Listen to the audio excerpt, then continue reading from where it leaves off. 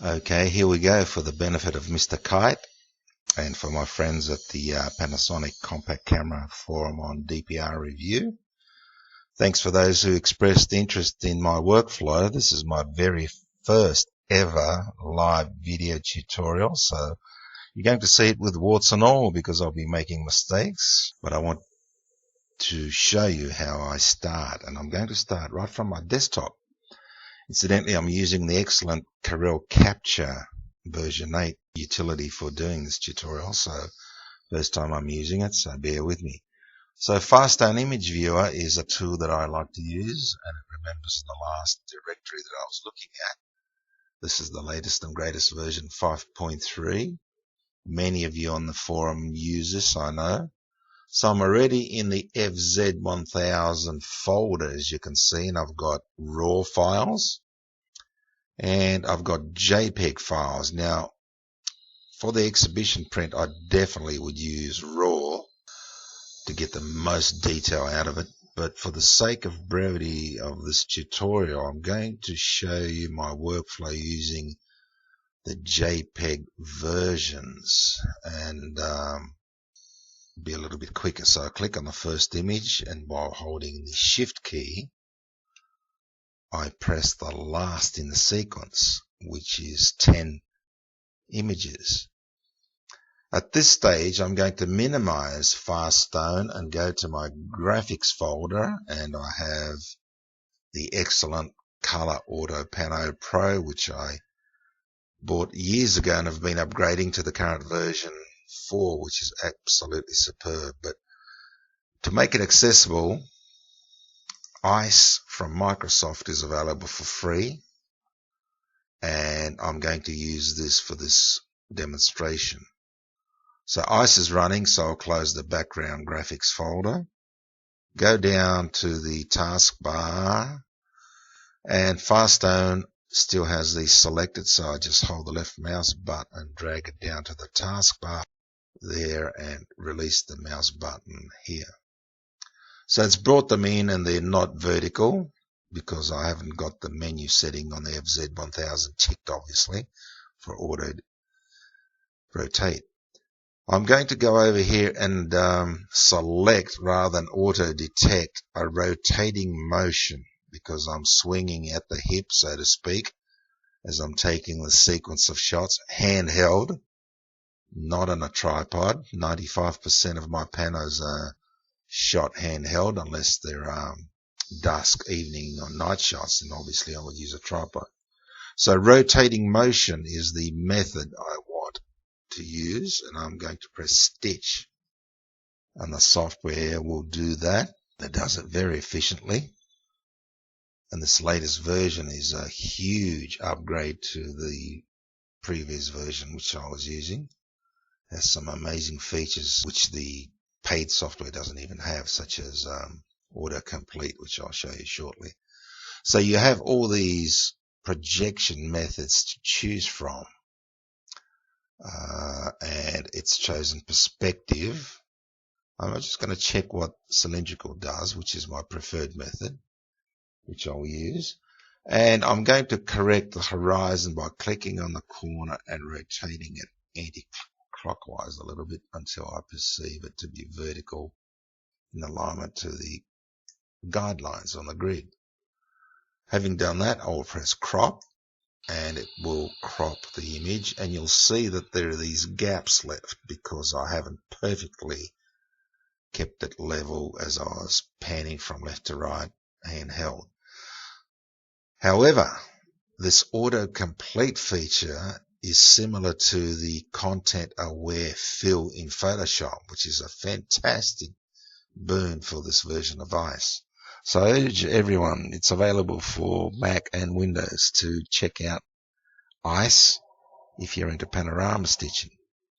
So autocomplete, check, and you'll notice when it comes back, all those gaps would have been nicely filled in. Excellent. So we have this panorama now, which is so many pixels wide by so many pixels high, and I'm going to say export, and you have these options, other applications from Microsoft. I want to export it to disk so I can continue the post-processing. So I click, and by default it will go to desktop, and I can give it a name at this stage, but I won't bother. So it's done that, so I'm going to dismiss ICE. Thank you very much. Discard. Thank you, ICE. So we're back in Faststone Image Viewer. I'm going to go to the desktop, have a sip of my nice glass of red as the fire is crackling in my next room. And there it is. And there's the capture movie that's being recorded as I speak. So there is the image that we just stitched together in ICE. Let me have a sip. That's already looking good. I'm happy with that. And don't forget, this is out of the JPEG versions, so zooming in at 100% in Faststone and zooming around shows that all those barnacles on the rocks there. So it's looking pretty good.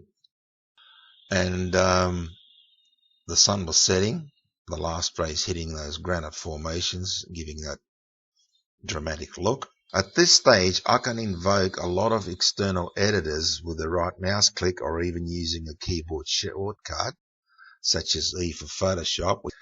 Okay, so there it is. So Control 0, of course, maximizes it to the screen, and Control J duplicates it over there as a layer in the layers palette. It's a good idea to do that because you can always revert to the background version while experimenting with filters, etc., etc. Now, with the top layer active and selected, I'm going to invoke Camera Raw version 9, which is just a superb filter. So I press Shift Control A, which will invoke Camera Raw 9. And you can see here it comes up with the last setting. So I'm going to press Default, and there it is. So immediately what I do is look at the image and say, I want to cut back on the highlights. I want to bring up the shadows a little bit. And then I'm going to increase clarity, which is like contrast, but it affects it in a different way. And vibrance does the same thing as saturation, but again, in a slightly different manner, because it affects all the hues rather than any particular color saturation. So that's my first point of attack, and I'm quite happy with that. At this point, I can go in and select the adjustment brush there, and making sure that I've zeroed any settings that I don't want to affect. I will start from scratch, and I'm going to increase the saturation, or rather the temperature, by a little bit towards the warm side to complement those late sunset colors. And I'm going to increase the exposure a little bit with this brush. So that's nearly one whole stop. And by doing that, I can selectively give these little highlights, even in these areas. This little cluster of grass there, maybe just do a quick sweep here and there, maybe a tab there. So before and after, you can see it's just giving you little specular highlights here and there to add interest.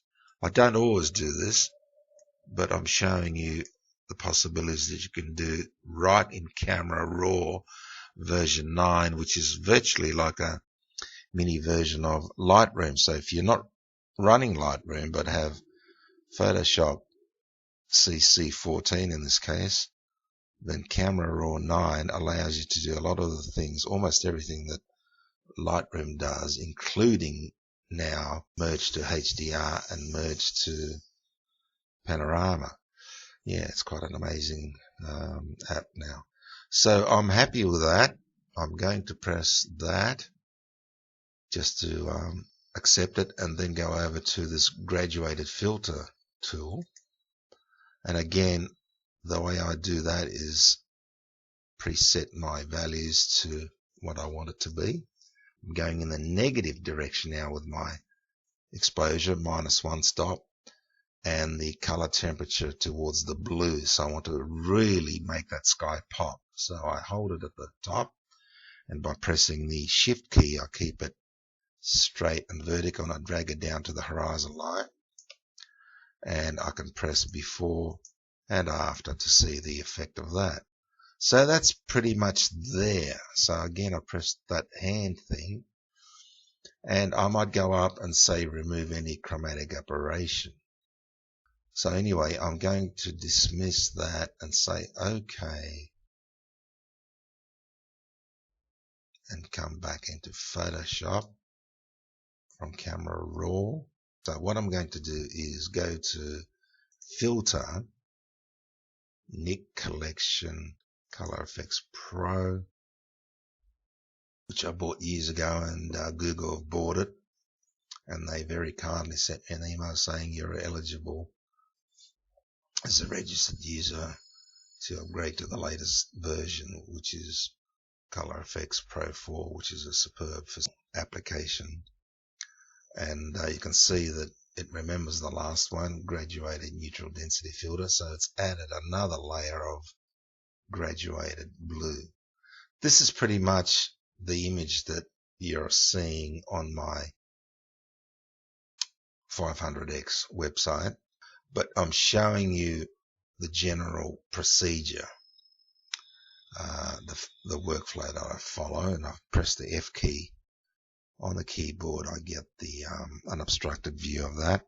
Control 0 for full frame review. So basically there it is. Yeah, there you have it from the FZ1000. Thanks for your interest.